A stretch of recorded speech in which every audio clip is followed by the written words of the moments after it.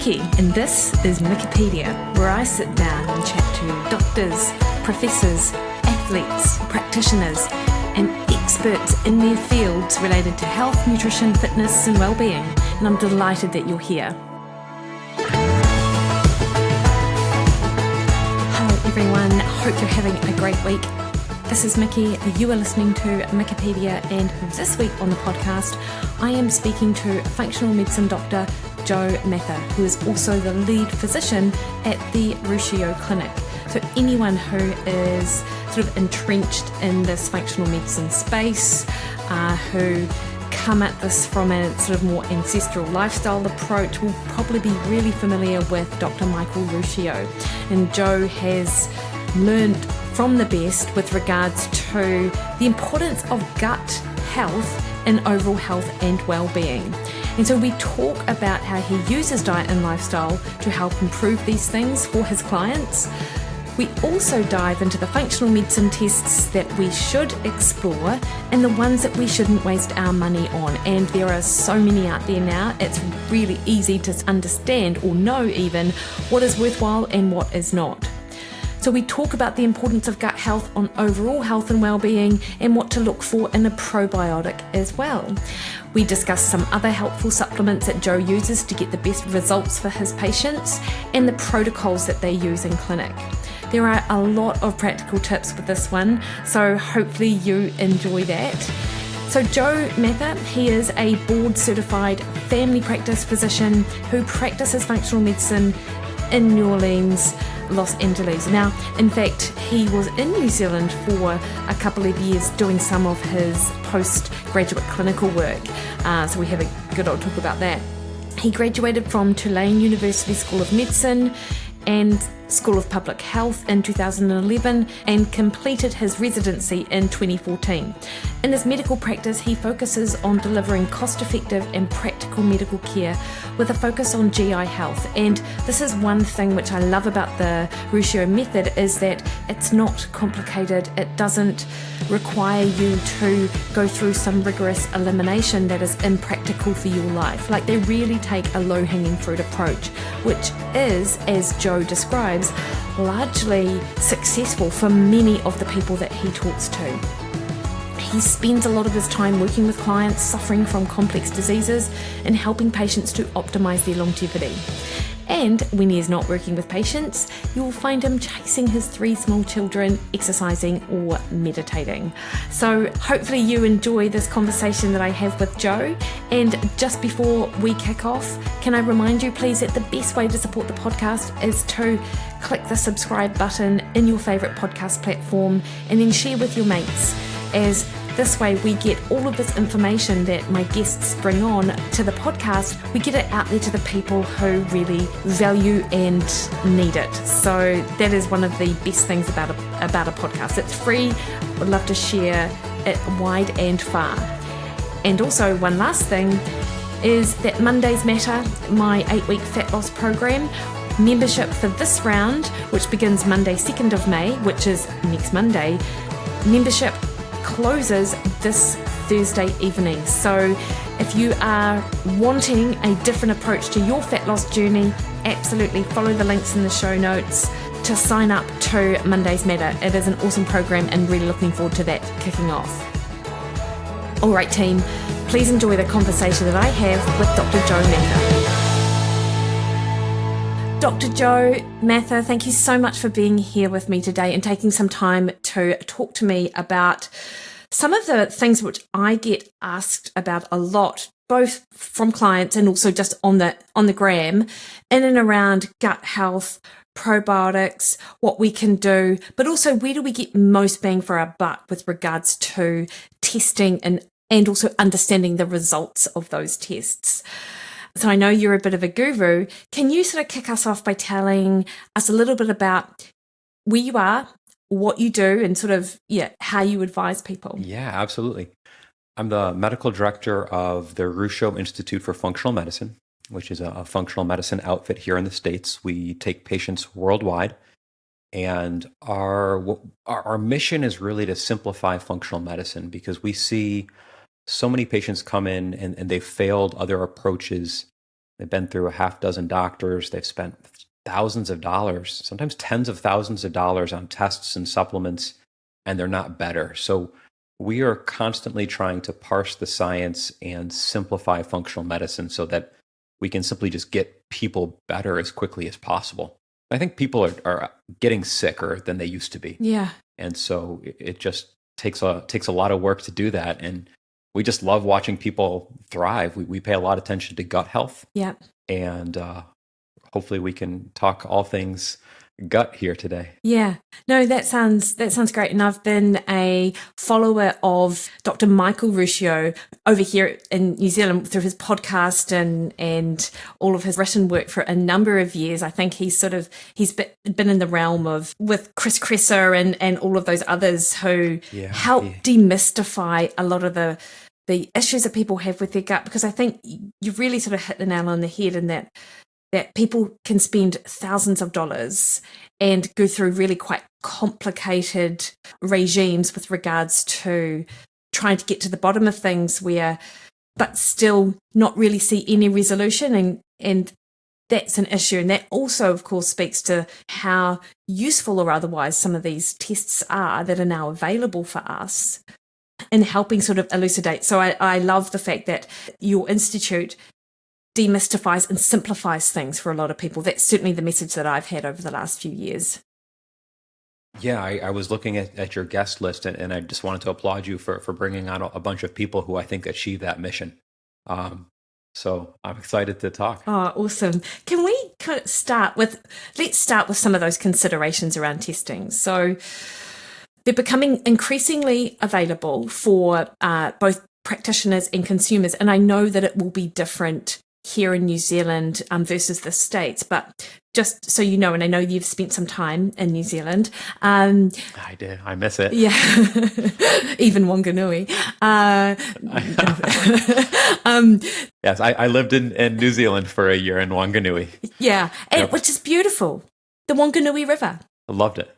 Yeah. So loved it. So here in New Zealand, we don't, like, our general practitioners don't really seem to know of the access to a lot of the tests which people like me as nutritionists and dietitians and chiropractors can actually order on behalf of their clients. And we're talking about stool analysis, organic acid tests, and Dutch tests, and a whole host of things which are just much more than your simple go to your doctor and get your bloods run. And I'm sure that there must be some which are really beneficial and allow us to understand more what's going on sort of under the hood. But on the flip side, you can spend a lot of money. So, Joe, what are some of the things we need to think about with these functional tests? I think to start, it's so appealing when you're sick to think that if you just get the right test, you can find in black and white on a printed paper where to go next. And I think that's why they've become so popular, is people are really struggling, they're sicker, and they're just desperate for answers. And I think, unfortunately, a lot of functional medicine physicians have been misled by some of these testing operations.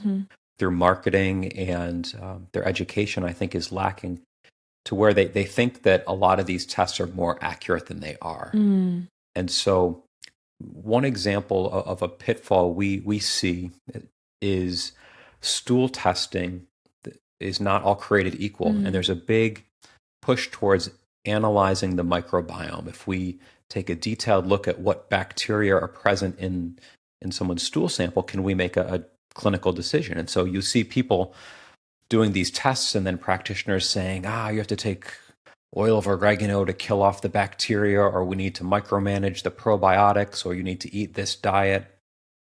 And what we learned as we poked around in this area is that some of these tests are fraudulent. They're not validated. And there was a test called U-Biome, which was very popular for a while. They were actually using dog stool as their reference.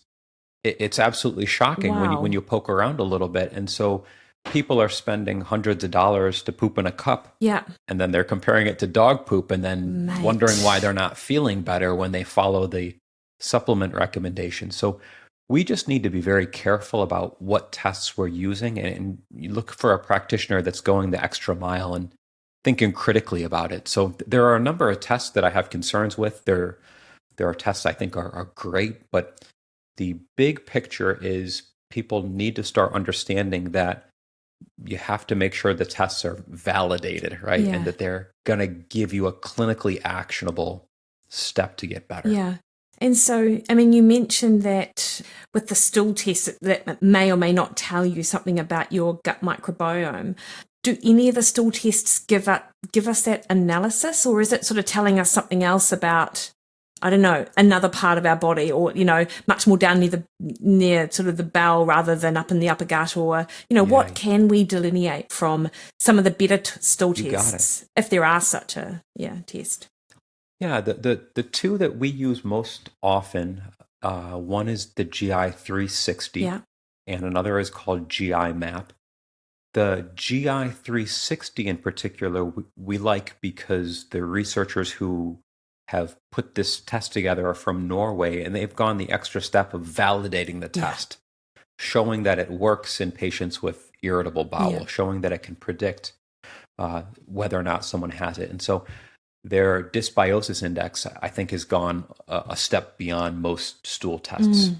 You are absolutely right in that a stool test will just tell you information about the lower end of the GI tract, about the poop in your colon. It does not tell you anything about the beginning of the large intestine. It doesn't tell you anything about your small intestine or about your stomach or esophagus. So it's just giving you one piece of information at one piece of time. And the truth is that if patients were to have unlimited Bill Gates money and they were just to do these stool tests maybe every day of the week, they would very likely get different results. And so we need to be careful not to put too much stock in any one stool sample. If you had diarrhea versus solid stool, you may get two very different results. Yeah, it's interesting. And often I've seen as well research which shows how quickly the gut microbiome can change. And actually, I don't even know how they might have tested that, given just what you've just described. But you have also told me a couple of... We see that all the time. Yeah, you're absolutely correct. So in that regards, then, if you're given some sort of recommendation to take this sort of bacteria, because this is what this is what your test is telling you, yet it's so variable to change, then it's not necessarily a useful recommendation, I suppose, like take this one probiotic or do this one sort of thing to help this one problem, which might not have been picked up tomorrow. Yeah. And we would go one step farther. If you're spending money on a stool test that may not be accurate, you've wasted the money, you've wasted the time. It usually takes a few weeks to bring the test back. And from our perspective, if you're focusing on the right diet, the right lifestyle, the right GI support, in many cases, you've fixed the patient by the time they would have had a stool test back. Some of these cases are not hard. It just takes listening to the patient's symptoms. So we're trying to take the field of medicine back, of functional medicine, back to its roots, right? Which is just good medicine. How can you listen to the patient, listen to their symptoms, and make treatment decisions based on the patient in front of you? Functional medicine has gotten sidetracked by the flashy labs, right? The marketing claims. And so I think we need to go back to listening to the patient, which is just good medicine. Yeah, no, that absolutely makes sense. And Joe, can I just sort of ask you, with your experience, you've mentioned it a couple of times, and that just people are getting sicker, or people are sicker. So I'm just really interested in your opinion or your thoughts on why that's actually the case. Like, what is it that we are much more aware what healthy is, and so therefore you've got more people sort of turning up at your office going, I'm not this picture of health which I now know that I could be, or what kind of sicker are you seeing? I'm seeing, so I'm thinking about this from a couple avenues. The first is I've been practicing medicine for over a decade, and my just experience is seeing sicker patients walk into my door at a younger age than they did even a decade ago. And when I asked my mentors, so Dr. Neil Nathan, I think is the worldwide expert on mold toxicity. When I talked to Neil, he tells me that he's been doing this for, I think, 4 decades now. He sees that pattern even from a longer perspective. Patients are sicker, and we can speculate why that is. I think number one, food quality is worse. Number two, I think generally people are less active, less physically active. I think third, we live in a more polluted, toxic world. There are more additives in food. There's mold in our buildings. There are contaminants, plastics everywhere. We live in a very plastic industrial world. And I can't help but think that those environmental pressures are the main reason why people are sicker. And do you feel like there's a disconnect? And I know this is absolutely just your opinion, and it's not necessarily reflective of all doctors or anything out there, but how much synergy is there between functional medicine clinics like yours and your standard sort of clinic that someone might go to chat to their doctor? Like the things that you've just mentioned in terms of why people are getting sicker aren't necessarily things that, in my experience, GPs have a lot of experience or knowledge on when they see the same sort of individual come into their office.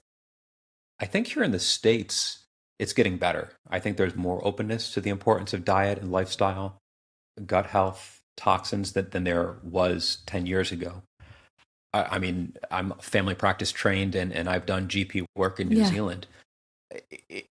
Those guys are overwhelmed. They're overrun. Most of them are trying to manage more patients than they have the ability. And at least in Wanganui, it was difficult to get patients to follow up. So you'd have someone come in with diabetes or hypertension, and you may see them once, and that's it.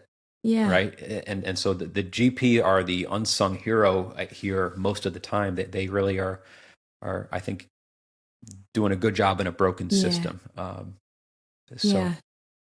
I didn't really answer your question. No, but you raise a really good point. Like when I speak to people who get angry at doctors for not understanding, for not knowing some of the stuff that you might have a better knowledge base on, I think what you say is exactly right. Is that you don't learn this stuff through your training necessarily. So it's up to the individual to, one, become aware of it, two, be interested enough to sort of explore it, and then three, have the time to research it and then be able to sort of apply strategies, practically speaking, to actually help someone. And you're absolutely right. And then I think the most important piece is the last, is number 4, right?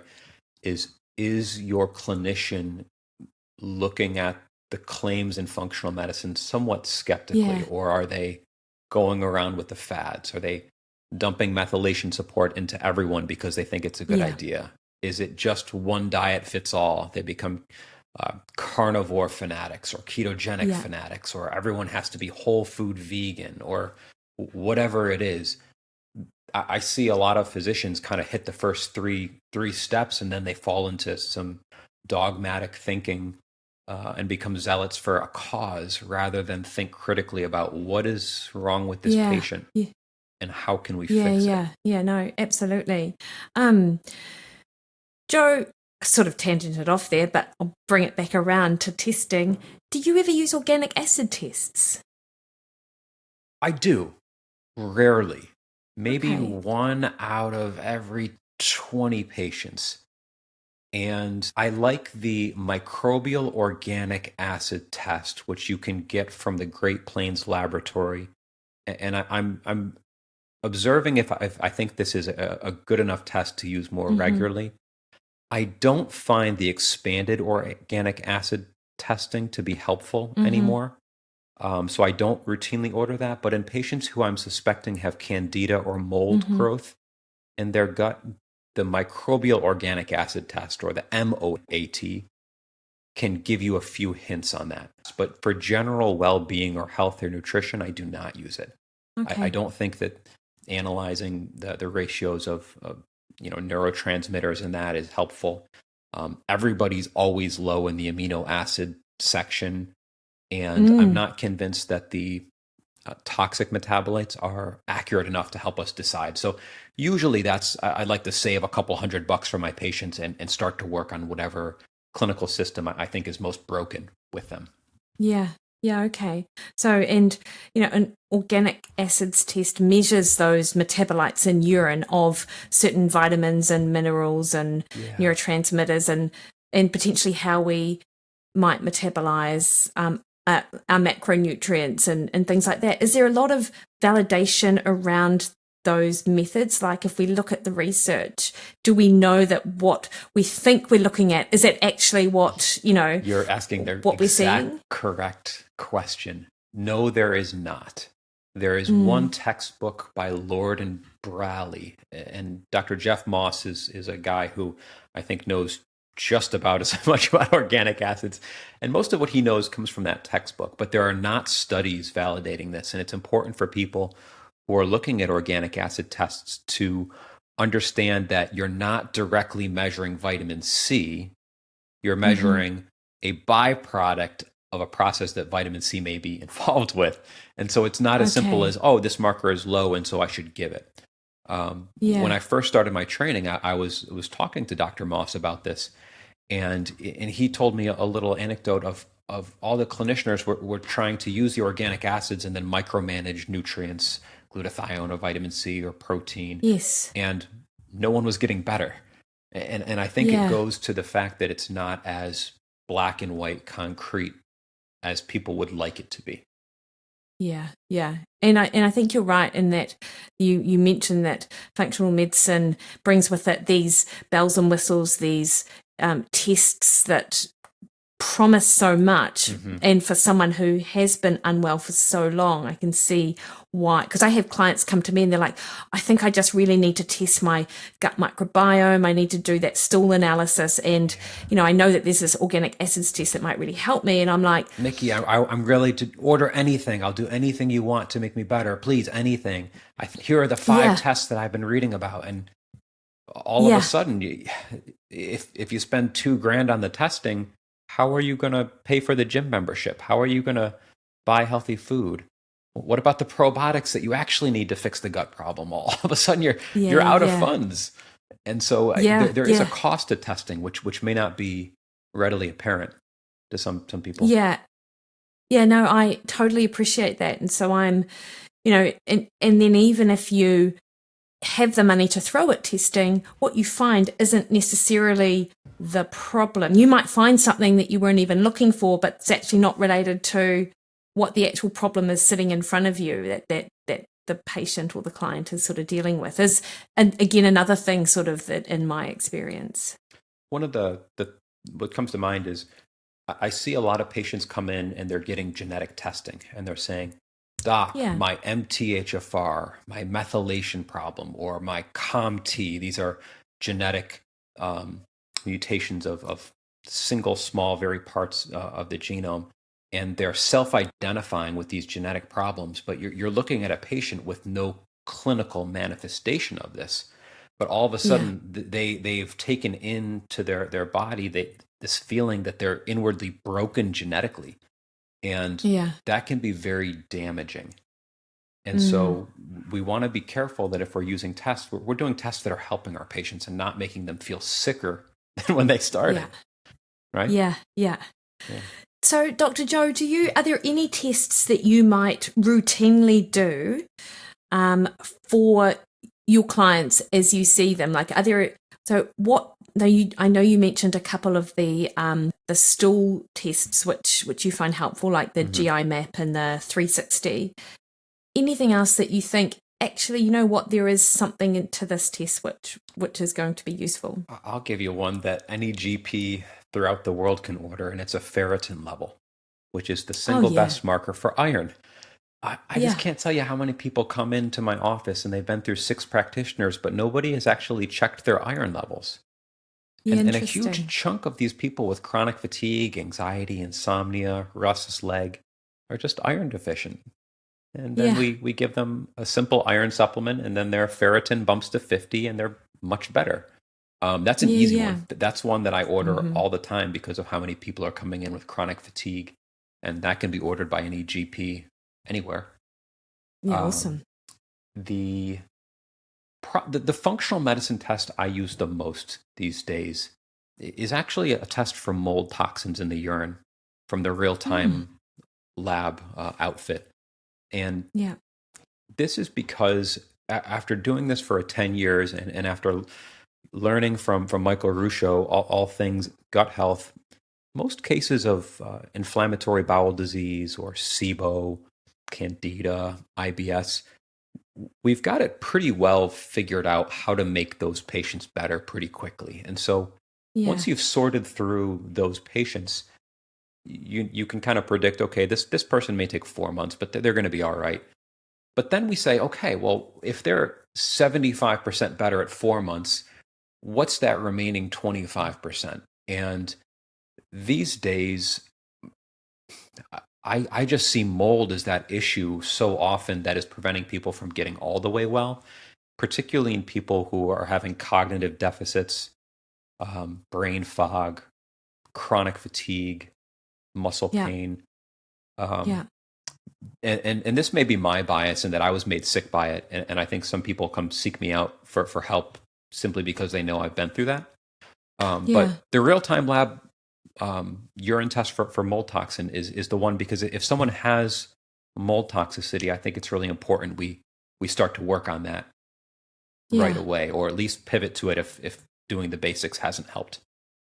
Okay. And then just on that, I mean, like if I think of mold toxicity, which, gosh, I mean, you've been in New Zealand, you know what the houses are like Yeah, here. like If you're yeah. not sort of in a new bit, like molders must be rife in almost, 75% of the houses.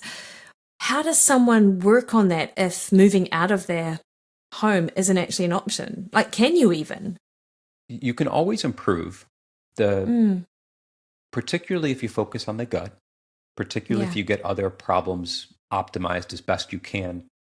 Many times the body will detoxify just fine if you just fix the right preconditions. So if you help someone clear out their SIBO and get them on the right Yeah. diet, get them Yeah. taking better care of themselves, maybe find sleep apnea that's preventing them from healing, you can pull Yeah. enough levers that all of a sudden that mold exposure isn't enough to sink their ship, right? Yes. They might get their heads above water and then be able to slowly make progress. Yeah. The patients that I see, um, it, have been so chronically devastated that if they don't move, that they will never heal. So Yeah. that is a reality for some patients, and this just Mm-hmm. depends. I think you need to work with a clinician who's experienced and has the judgment to say, "Hey, you've got a little exposure here, but I just don't think it's holding you back." Versus, you are so devastated from an immune function, from a limbic standpoint, that until you move, you're just going to go up and Yeah. down, tread water. Yeah. Yeah. It's very Yeah. hard. It's Nice. very hard, but there are hard conversations sometimes when I think someone will not get better, or if we've been working together for a series of months and they're just not improving. Sometimes I Yeah. have to really just say, Mikki, I don't think you're going to get better until you get out of that moldy home. Yeah. Yeah. Oh, look, Not so for everybody. Not interesting. everybody has mold, but it's just a Yeah. thing. Yeah. Yeah. No, completely. Now, you mentioned that you struggled with mold toxicity, Yeah. and of course, I asked you sort of, what do you do, where are you from, but how did you get into functional medicine, Dr. Joe? So I got into it right at the tail end of my medical training, because after 3 years of a formal conventional medical doctor residency, I realized my patients weren't getting better. So I had Hmm. taken care of a group of patients for 3 years in my family medicine clinic. And I was looking back at the charts and I was saying, this guy still has diabetes. He still has blood pressure Hmm. problems. He's still out of weight. This guy's fatigued. And Hmm. realizing that despite I was giving them all of the diets that the American Heart Association, American Diabetes Association was recommending, and I was really just making sure to try to do as best a job with the tools I had. No one was getting better, and I was like, "What the heck?" I became a doctor to fix people, and these people are Yeah. still sick. I was like, Yeah. I either suck as a doctor or I've been not using the right tools, and so Hmm. I thought I was a good doctor, and it turned out I just didn't have the right toolkit. Hmm. And so I started listening to podcasts, reading books, and one of the people I found was Michael Ruscio. And I said, this guy sounds like he knows what he's doing. And then I invaded, and now I'm the medical director of his clinic. Yep. So is that all you need to do? Invade. Exactly. Then you just got to find Dr. Ruscio and then harass him until he teaches you everything he knows. Perfect.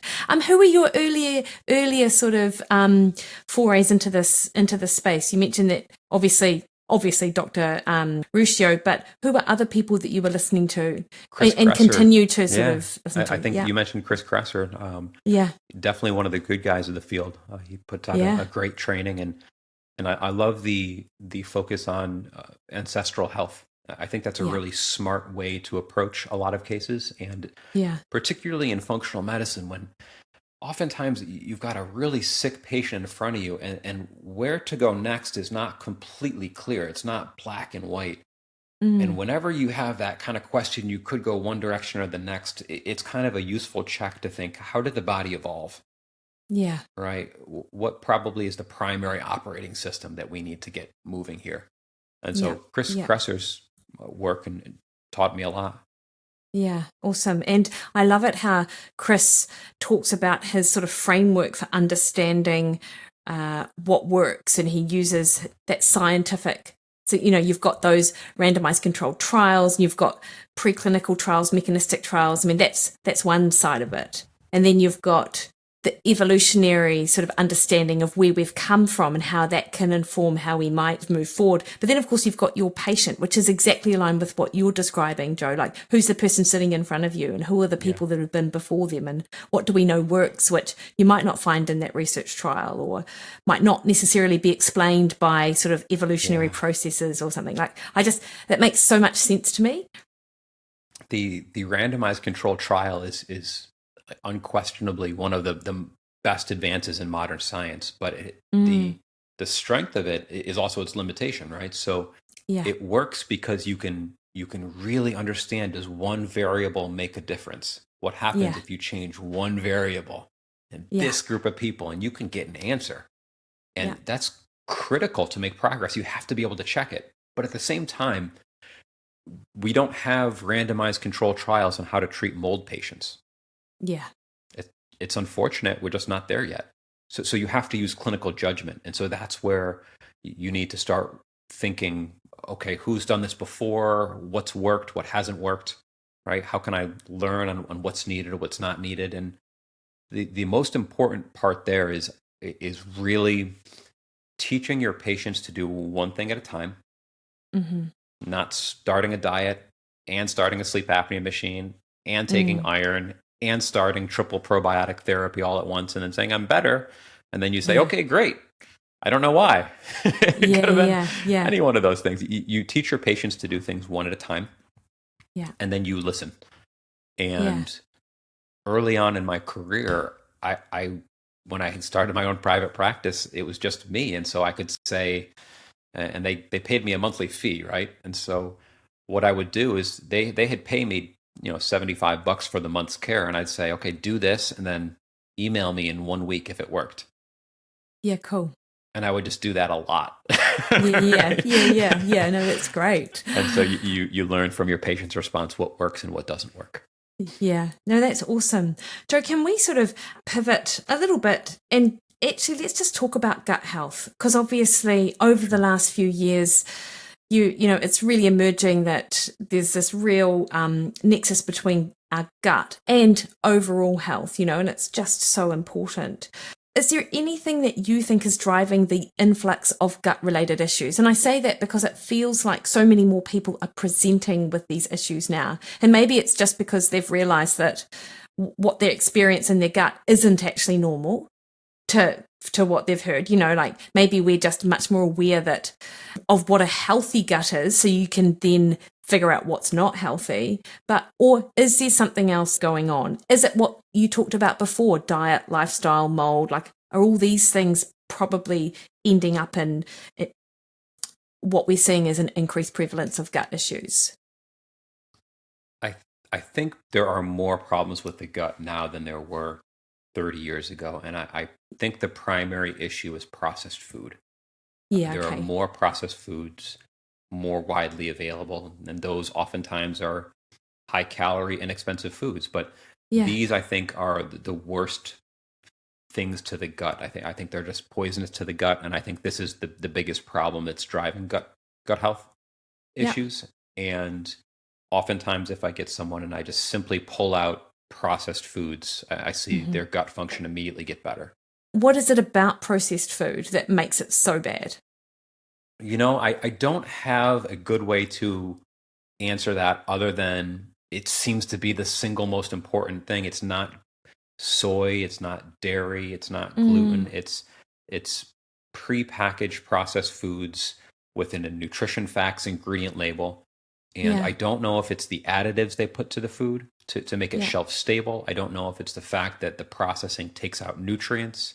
I Mm, don't know if it's the fact that a lot of these processed foods are made from a lot of the gluten containing grains, and the gluten yeah. grains themselves are full of herbicides and pesticides.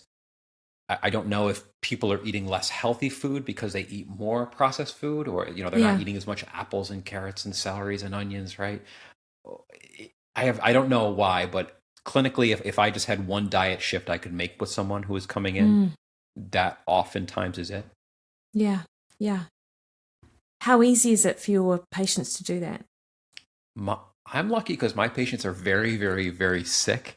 And so Yeah. by the time they come to see me, that they will do almost anything to get better.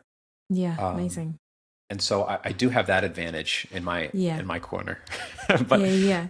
but from a getting healthy standpoint, if someone is struggling and they're already trying to sleep 7 to 8 hours a night, they've got their stress under control, right? They're not being exposed to huge amounts of environmental toxins, and they're having an appropriate diet.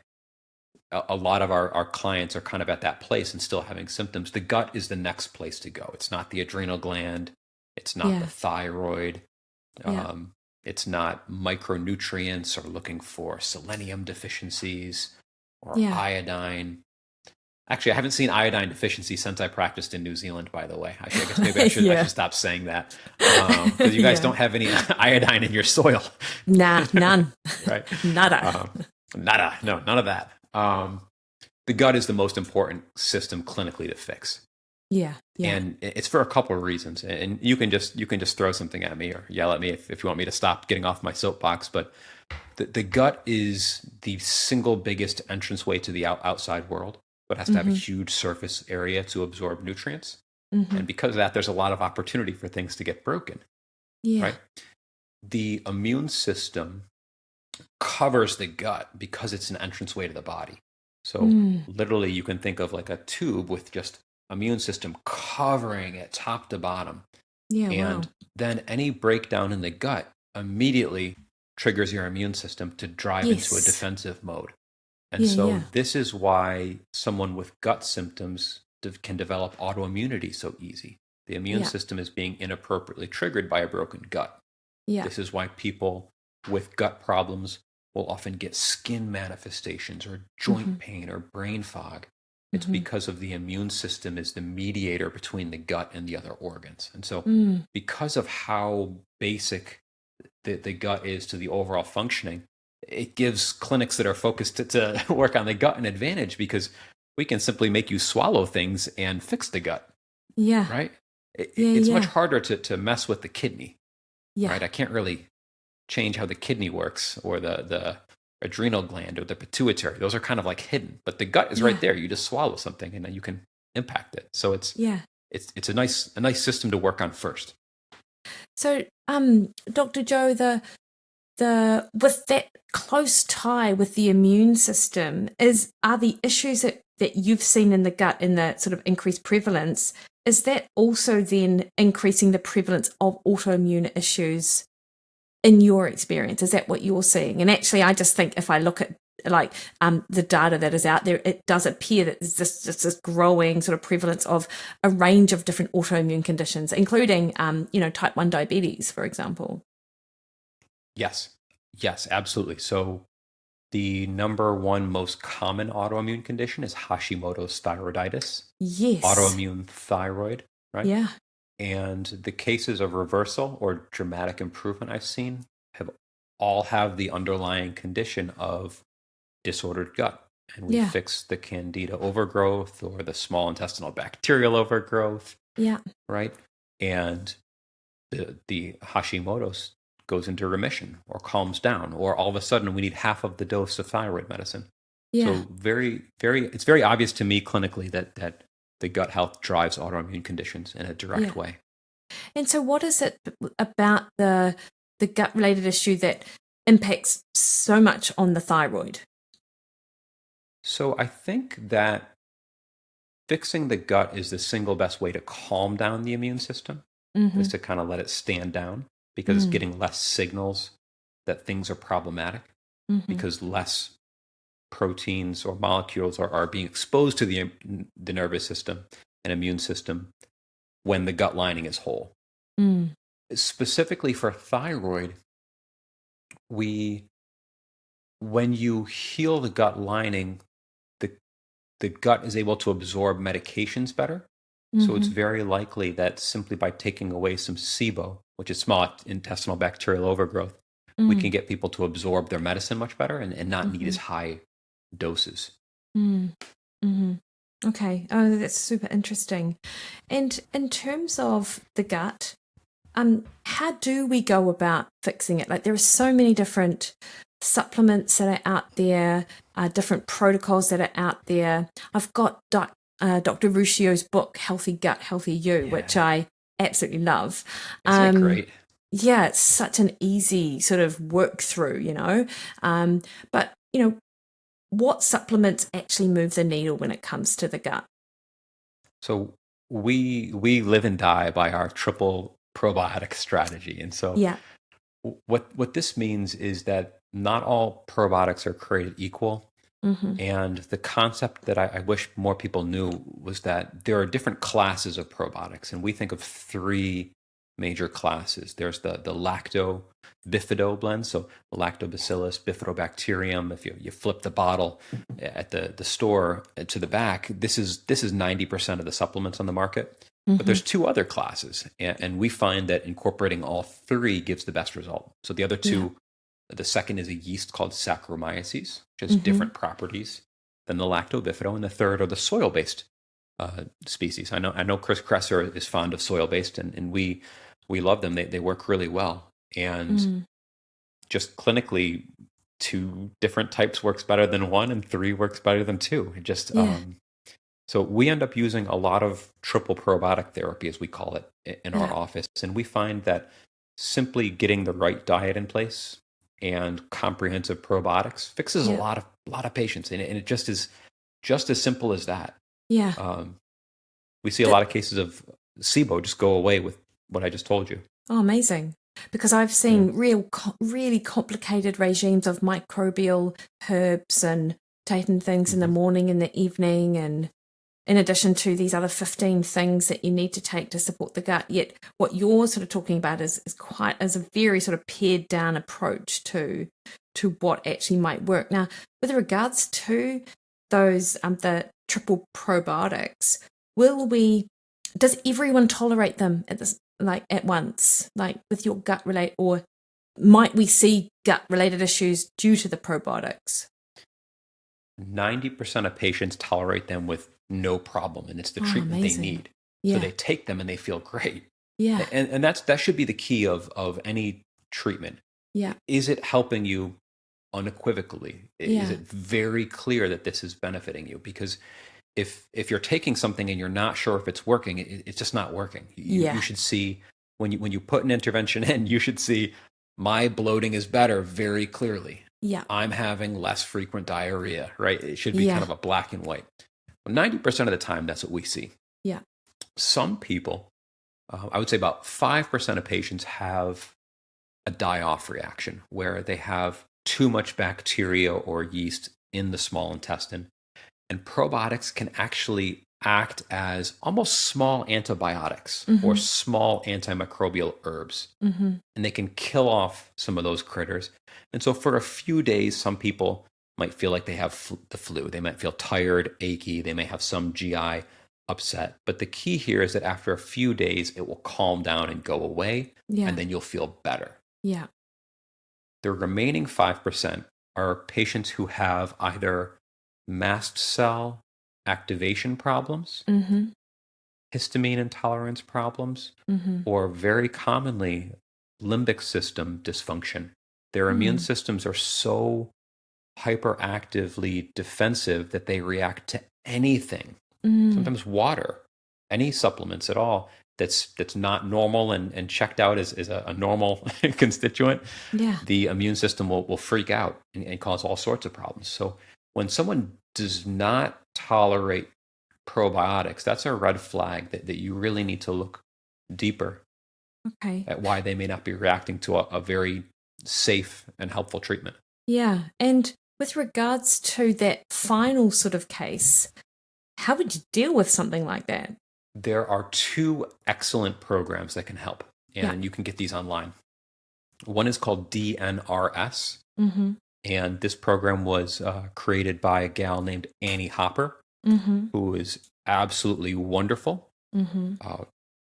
The other is a program called the Gupta program, Gupta, and I'm biased towards Gupta's program because I needed to do that myself to really get rid of my reactivity to the treatments I needed to get rid of mold.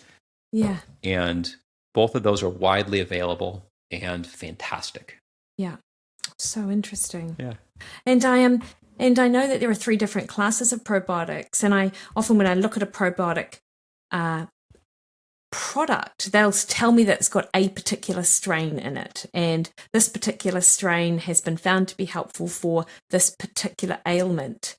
What do we know about sort of individual strains of probiotics and how they might work versus just the class of probiotics? Like, does it make a difference, the strain itself? So clinically, I think it's a waste of time to go after individual strains. It makes things too difficult for patients.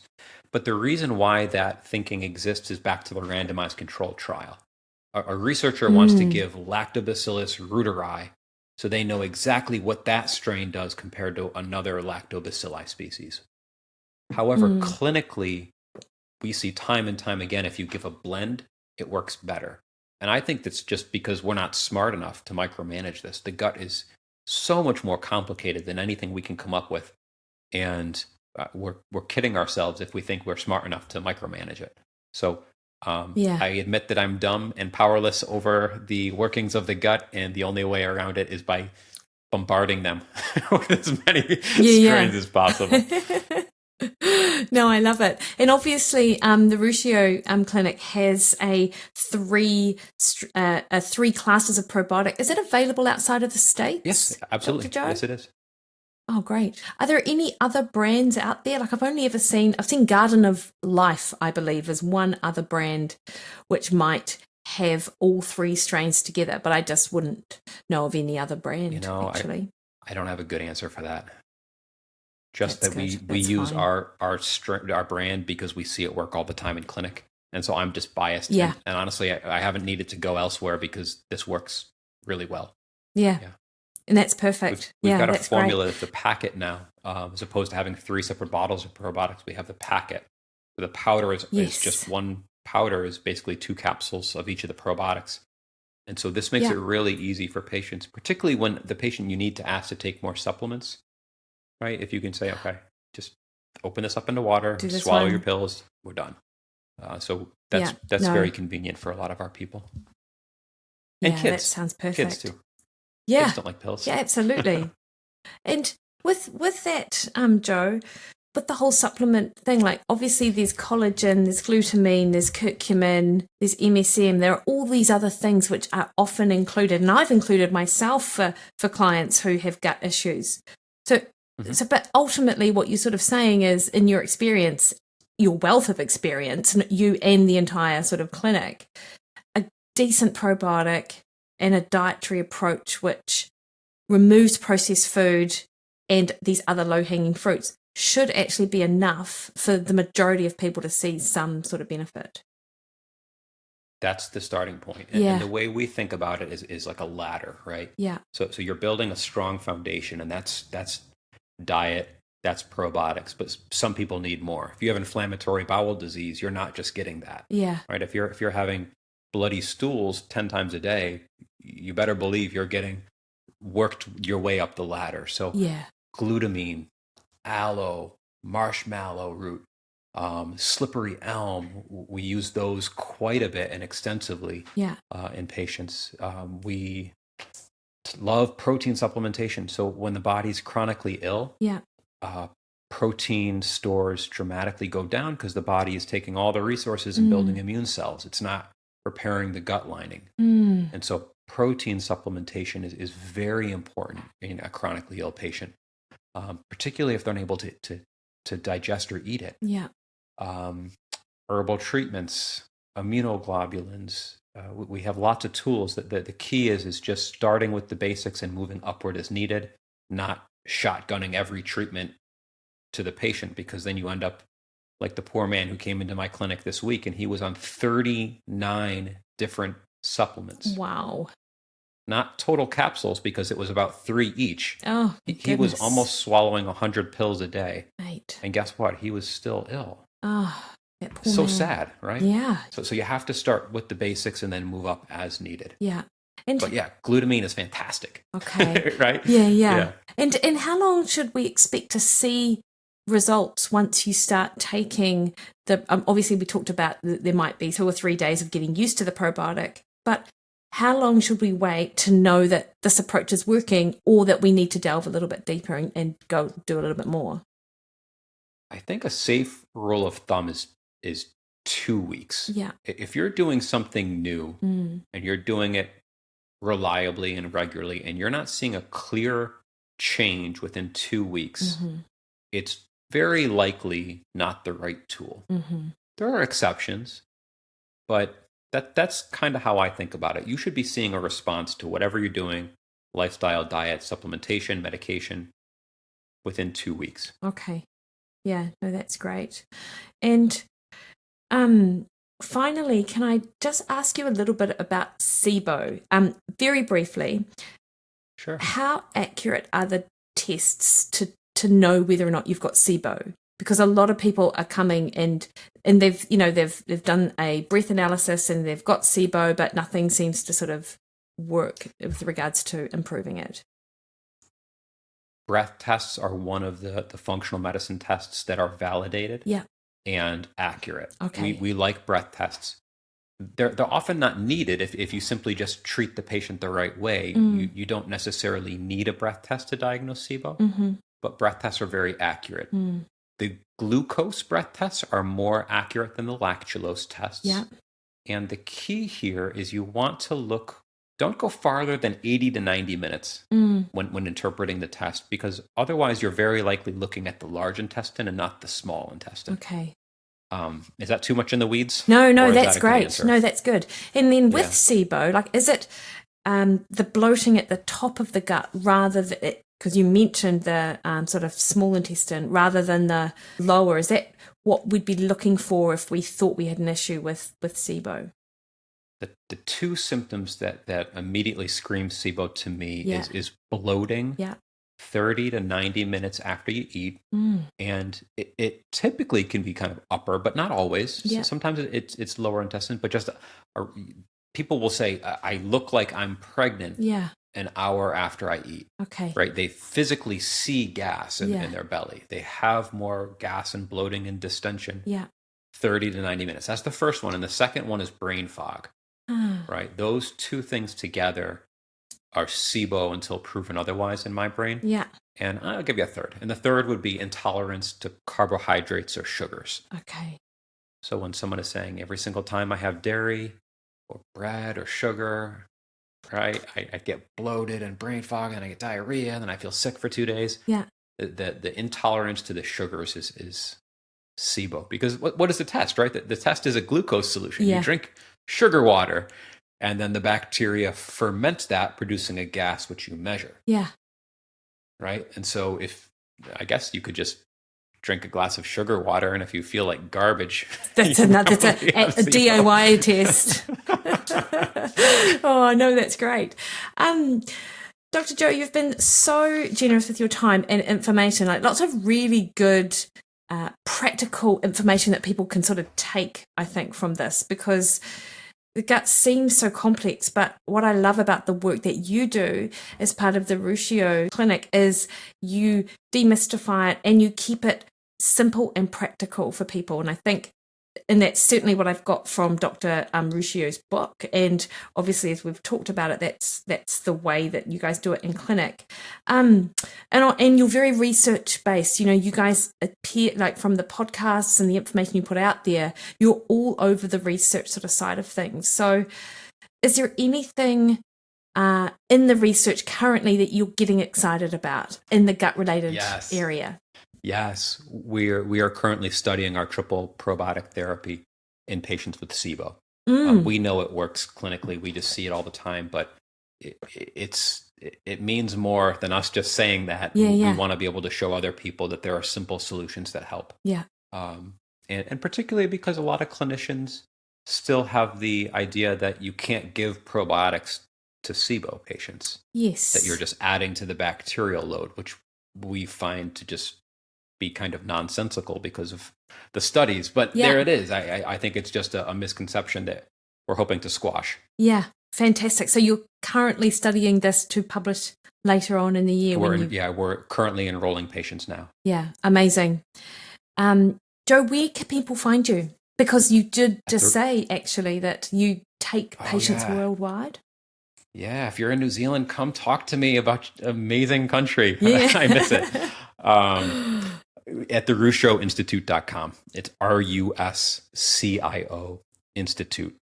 And I think we're pretty easy to find. Yeah, no, that is awesome. And there is like a host of information for people as clients and patients and just generally interested individuals, as well as practitioners as well, which I find super helpful. Dr. Joe, thank you. We have a future of functional medicine review. Yeah. And I'm really proud of this, and the amount of knowledge that we've just plugged into there over 3 years. I'm biased, but I think it rivals a lot of the formal functional medicine training, and it's available for a fraction. Yeah.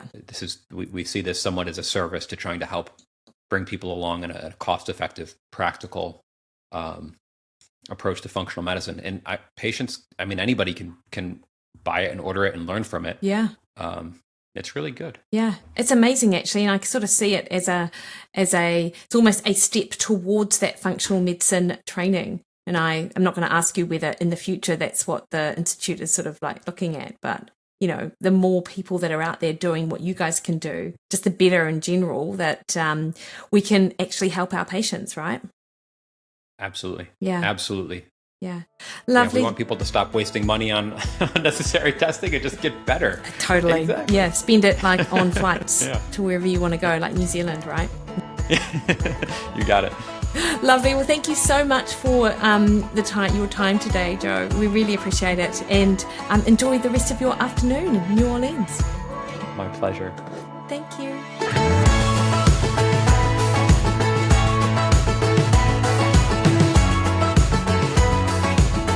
Alrighty, hopefully you got lots of practical tips from that, and Joe is taking clients, as you would have heard, within this world of virtual telehealth and Zoom meetings. Super easy to jump on to the Dr. Ruscio Clinic and book a consultation if that is what you are after. Next week on the podcast, we bring it back home, and I have the pleasure of chatting to Darren Ellis, who has his Masters in Exercise Physiology. He owned the first CrossFit gym in New Zealand, and we talk all about men's health for over 40 and what you need to consider if that is you, or if you know a man over 40, this is for them. Until next week though, have a great week and we'll chat soon. See you later.